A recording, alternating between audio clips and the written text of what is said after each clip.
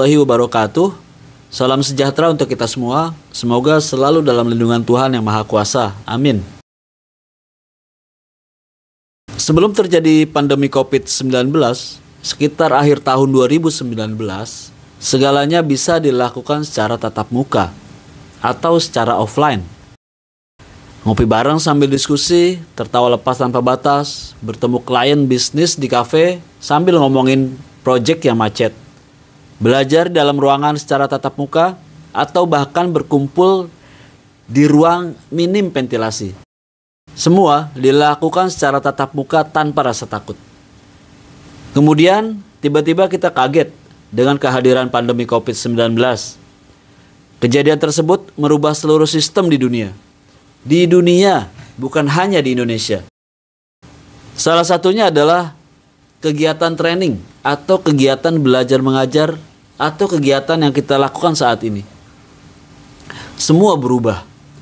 Kegiatan ini dilakukan dengan metode blended atau dilakukan dengan cara tatap muka dicampur dengan online. Mungkin bagi kita yang lahir di era Rolling Stone atau The Beatles, hal-hal yang dilakukan secara online melalui internet sangat tabu bagi kita. Tapi karena ada perubahan sistem secara menyeluruh, mau tidak mau, kita harus mengikuti aturan tersebut. Oleh karena itu, kali ini kami akan bercerita beberapa tips persiapan mengikuti ujian online. Apa saja sih yang harus kita siapkan sebelum mengikuti ujian online untuk TKPK atau TKBT? Kita langsung saja. Yang pertama adalah pastikan kondisi badan dan mental kita tetap sehat. Itu udah harus kita pastikan, karena kalau kita sakit pasti tidak ikut. Yang kedua, gunakan jaringan internet yang stabil. Tentunya jaringan internet ini harus ada kuotanya, karena yang kita lakukan menggunakan internet, jadi mau tidak mau kuota harus ada. Kemudian yang ketiga, pilih tempat yang jauh dari gangguan suara atau orang.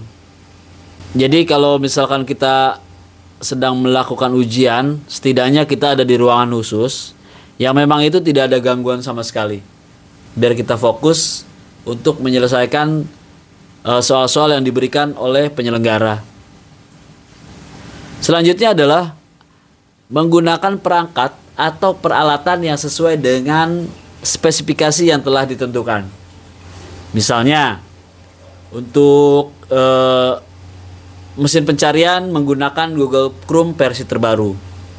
Nah, untuk yang keempat ini sudah kami upload, maksudnya sudah kami bahas pada video sebelumnya. Yang tidak kalah pentingnya adalah kondisi baterai HP atau laptop. Jika kita menggunakan baterai atau laptop, perhatikan baterainya. Apakah baterainya sudah full? Apakah baterainya sudah soak gitu ya, low bed atau lain sebagainya. Jangan sampai ketika kita mengikuti atau sedang mengikuti ujian training, tiba-tiba baterai kita mati di tengah jalan. Oleh karena itu, yang selanjutnya adalah kita harus mempersiapkan apa nih siasat kita. Kalau memang baterai HP atau baterai laptop kita itu sudah rusak. Yang pertama, bisa menggunakan baterai cadangan. Nah, mungkin ada 5 atau ada 6 bisa disiapkan, karena baterai laptop atau baterai HP kita sudah rusak. Yang kedua, bisa membawa power bank. Itu menjadi salah satu solusi juga. Kemudian yang ketiga, kita bisa menggunakan sumber listrik yang terdekat. Minta kepada penyelenggara untuk mempersiapkan terminal untuk colokan handphone atau laptop untuk menjaga atau antisipasi barangkali di tengah jalan laptop atau handphone kita mati. Kemudian yang ketujuh, kita harus memahami cara masuk atau login ke web yang telah disediakan oleh penyelenggara. Dalam hal ini adalah teman K3. Untuk yang ini pun sudah kami informasikan melalui video YouTube sebelumnya. Jadi bisa dicek teman-teman. Yang kedelapan yaitu menggunakan pakaian yang sopan. Yang sopan tuh ya bagaimana sih gitu kan? Yang sopan ini mungkin pakai sepatu, pakai kemeja, kemudian pakai kaos berkerah, dan lain-lain. Yang kesembilan adalah kita harus menyiapkan alat tulis. Walaupun ujian kita online, kita harus tetap membawa alat tulis. Barangkali ada soal-soal yang memang itu harus dihitung sehingga kita tidak ribet atau tidak sulit lagi karena kita sudah siapkan. Oke, saya akan ulangi. Yang pertama itu adalah pastikan kondisi badan kita dan mental kita harus tetap sehat. Gunakan jaringan internet yang stabil dengan kuota yang banyak.